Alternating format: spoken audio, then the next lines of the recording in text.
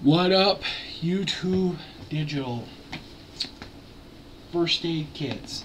Johnson & Johnson. Get this at Walmart, nowhere else. Walmart, 10 bucks, everywhere else 20 to 25 bucks. Okay? Basic first aid kit. Good enough for just about every car. Everything else, you can add a few items to it to bulk it up a little bit more.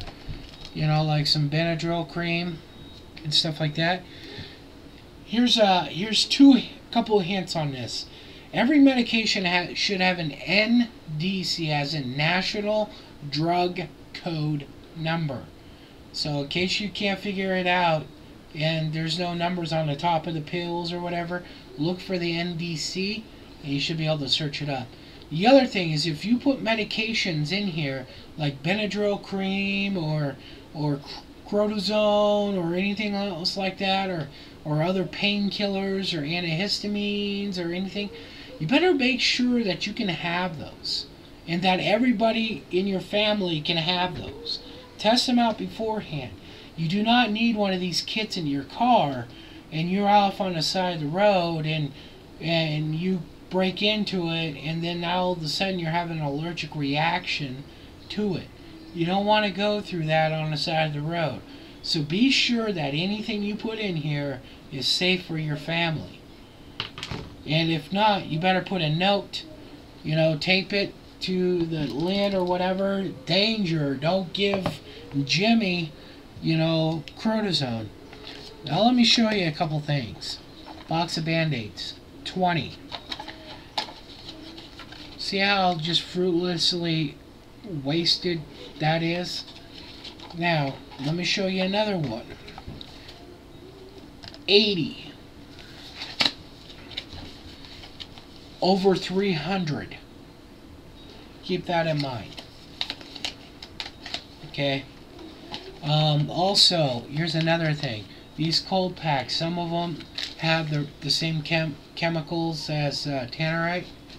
So you could have a little explosive. I think you have to add one more thing to it. Some other powder, but they do. Check that out, how to make a homemade tannerite with cold packs. And then, just in case, you know, because you never know when you need a semi-explosive. So, anywho, you usually have that. You have a, you know, a Chemlite, gloves, some Gauze packs, blanket, cleanse wipes. Keep an eye out for expiration dates. Everything. I just threw out the medication in here that was bad. I'll get some more. If you have to restock this size of a unit, might need to just buy another one. Here's another tip. Okay? Now, before people go, who the fuck do you think you are? Well, I went to school to be a paramedic, okay? I held my advanced first aid certification for over 5 years. I gave it up. Ooh. Expiration, 2008.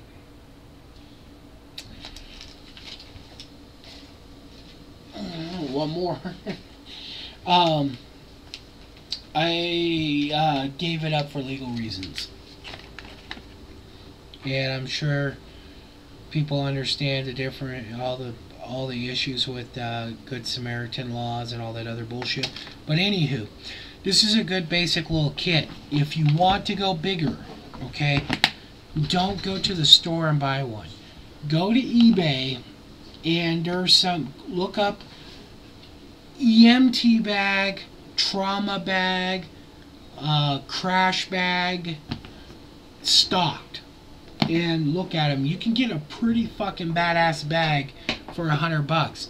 Usually those people that are selling it, matter of fact, there's a category, I forgot what it was, but those people selling it also sell the resupplies that you can get at an actual decent price, whether they're going to Walgreens and paying out the ass. Okay, let's talk a couple other things here. Go get first aid trained. Be realistic with your first aid your first aid needs.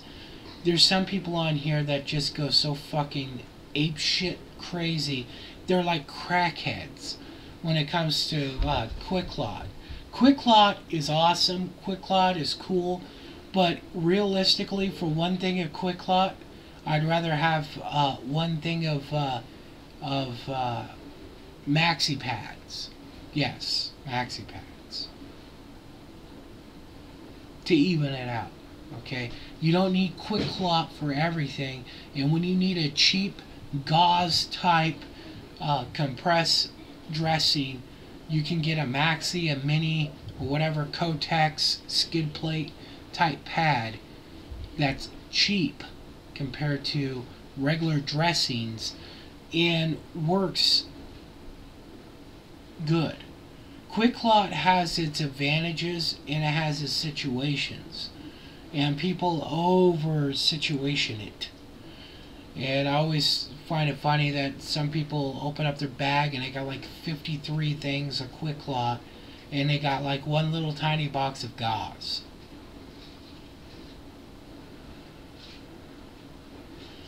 You also should have some of the tape, the elastic tape for bandages that sticks to itself. It's kind of like Ace Wrap, or even Ace Wrap if you can't find that. So get the bags on eBay. Yada yada. Now, alright, this next part, we're gonna go off of the, matter of fact, here's some gauze packs. You know, for what it has for these. Okay, this is WROL. You know, little rolls of gauze, which are good to use. Usually use like a Kotex, and then you can wrap this around a Kotex to help it, and then you can put the other wrap around it. But for the cost of this, you can get a big box of maxi pads. So keep that in mind. And yes, you look like a fool buying them. Same with these non-stick pads and stuff like that. You look like a fool buying them, but later on in life you'll thank me if you actually need them. Other things to know. If you need stuff to regulate yourself, like Lamb Dog was talking about, get powder forms. Okay? If you need stuff to make you go, relax. If you need stuff to get you to stop going, try to get it in powder forms. It's easier to contain. It's easier to you know, just keep and everything else. You can put it in a double Ziploc and you can make it bend around things. You know, it's just easier. Plus you can gnaw on it and stuff like that. You don't have to try to swallow a big horse pill when you have nothing but spit. If you have nothing but spit, you can take that shit, even though it tastes like shit, you can still deal with it. So, okay, now this next part here. Okay, that part, all that stuff right there is for general la la la la la. This part is for WROL. Okay.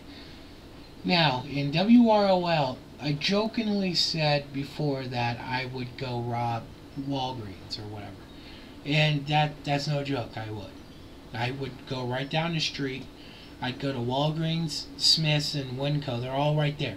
They're all right there. Not even like a couple 100 yards apart. I'd hit all three of those pharmacies, and I'd take every fucking opiate, every fucking antibiotic. I would empty the Kotex aisle and gauze and all that shit, and I would go. Not too many people will think about that. So be the smart ones and do it. If WROL hits out, don't go and fucking do it otherwise, because you'll get shot. But, realistically or not, people want to think that gold and silver is going to become some fucking cool money. Nobody's going to give a shit about it. Nobody's going to care. Alright? Let's be real. Nobody's going to care. If you go into the streets and everything else right now, and you go to places where there's not a lot of money, what is king? Guns, ammo, drugs. That's what money is in the hood. That's where money is in the third world countries and everything else. That's what you're going to want.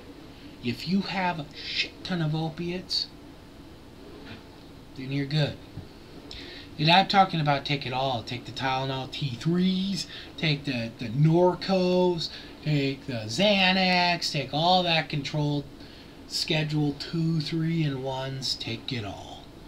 Now, let's talk about other things to take. Syringes. Now, let me give you a little basic breakdown on syringes because it's going to be very important. And if you hit up a pharmacy, you take these. Okay? There's an 18 gauge. Okay? 18. There's a 22. 22. Now, needles are like wire. The smaller the number, the bigger the needle. You can look in here. You can see right off the bat that that one's bigger than that one. Okay, I can kind of put something behind there. You can kind of see there's a big needle, there's kind of a needle. Now let me show you something about that. Now here's an injectable. I won't tell you what it is, but no, it is not diabetic. A lot of injectables is not like water. It's like an oil. It's kind of, you know, it moves kind of freely, but it's not as free as you think. Now, this is one of these needles without the needle. Now I'm going to open up and waste one of these for you guys. Needle. This part twists right off, and you can put this right on another one, or you can use a 22 gauge. Draw from your source, okay? Sit there and draw from it. Take the needle off, put it, use an 18 to draw. Take the needle off, put a 22 on, and stick. Because a lot of people, which one is this? That's a 22. A lot of people would rather have this needle in their ass rather than, you know, I'm not going to open up this package, but you can see there's quite a bit of a difference between. There's a big difference. So you'd rather have this one in your ass. I'll have to clean and redo this one. So you can take these off. You can also plug this right into an IV line. Those hospital IV lines have the little fucking things in there where you can plug in and do your deals. They have that, or they have little ports, little rubber ports that you can shoot in. You won't have too much IV line. The reason why I tell you to take this. Okay, let's go on this quick clot marathon. One of your homeboys gets shot in the chest, okay? I'm prepared.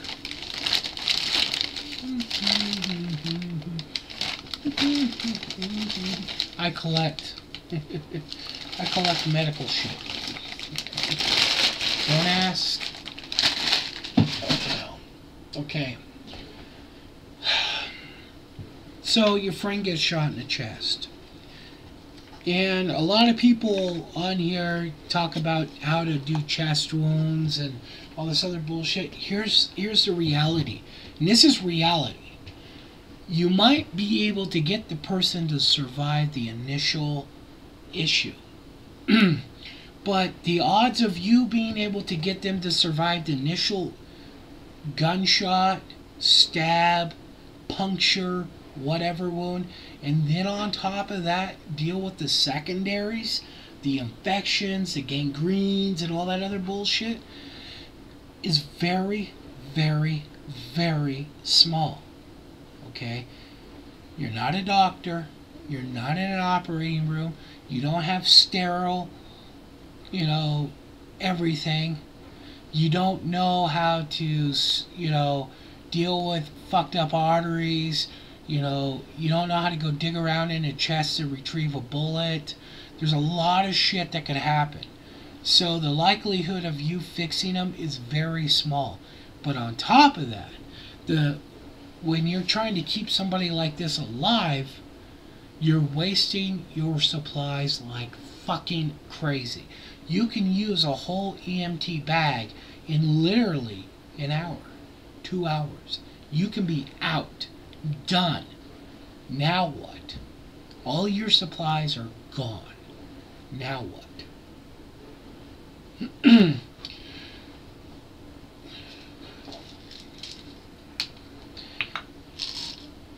take these, you crush them up, you get a really nice thin, real nice fine powder, you mix it in with some fucking water, you take a syringe, you fill it up, you stab them and jab them.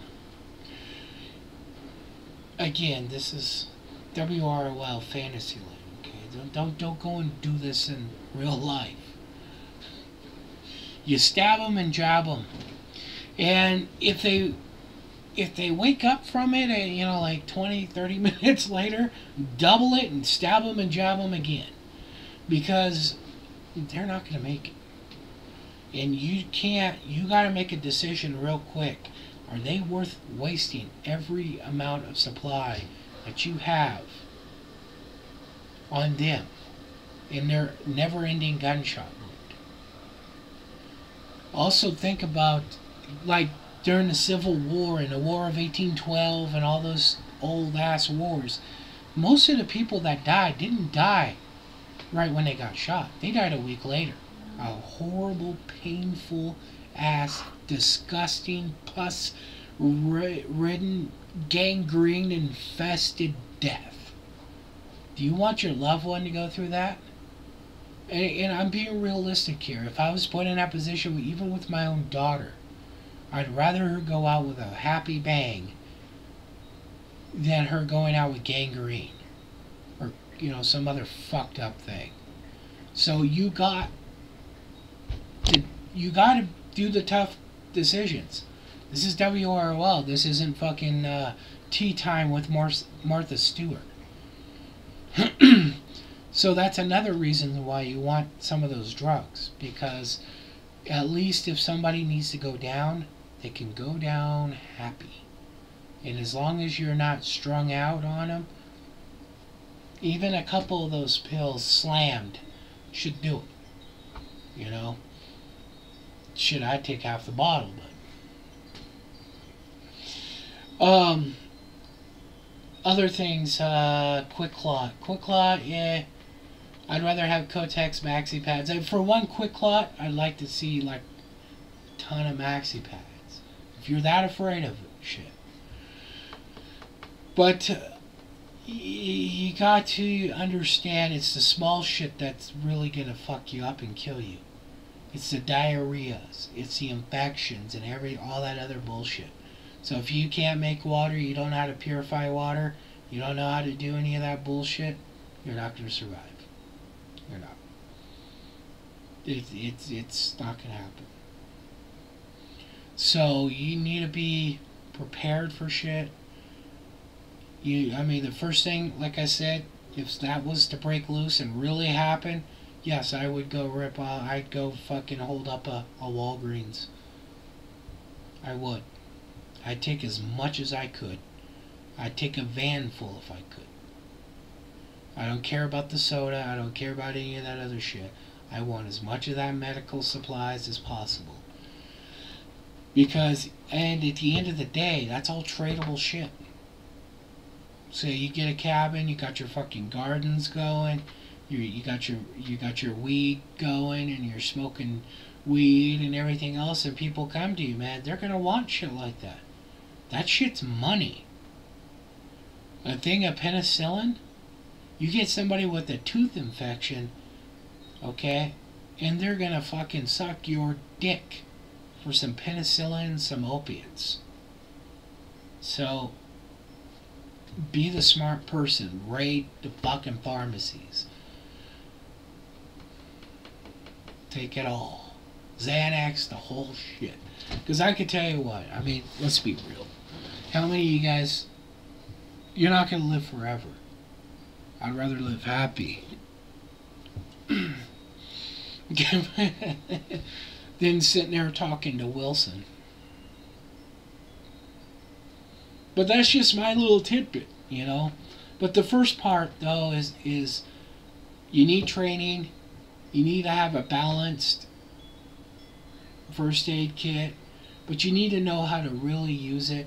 And don't. Oh, quick thing on the shots. If you have to give one, because most of them are going to be in the ass, which is probably the best place to do it. Take your ass. You got your butt. You got your ass crack here. Okay, you got your right. You got your left. Okay, go. Take one side, halfway up. You know, bottom right here. Your bowl's hanging here. Your top of your butt. Your plumber's crack up here. Divide your cheek in half and go like up in here, kind of right around in your hip. I mean, you can do down here, but not good. Go up by your just below your waistline, up in this corner right here. So, yeah. But yeah, you got to decide. You can't save them all. You know, that's the first thing. If you're gonna be the medic in your entourage, you need to be the one to decide when enough is enough for the best. I mean, even if it's your own kid, because it depends on your whole survival. Everybody's. You know, one person could take everyone down because of something like, you know, something like that. Taking up all your supplies, and now somebody gets a cut and you're fucked. You know, so, anyways, peace.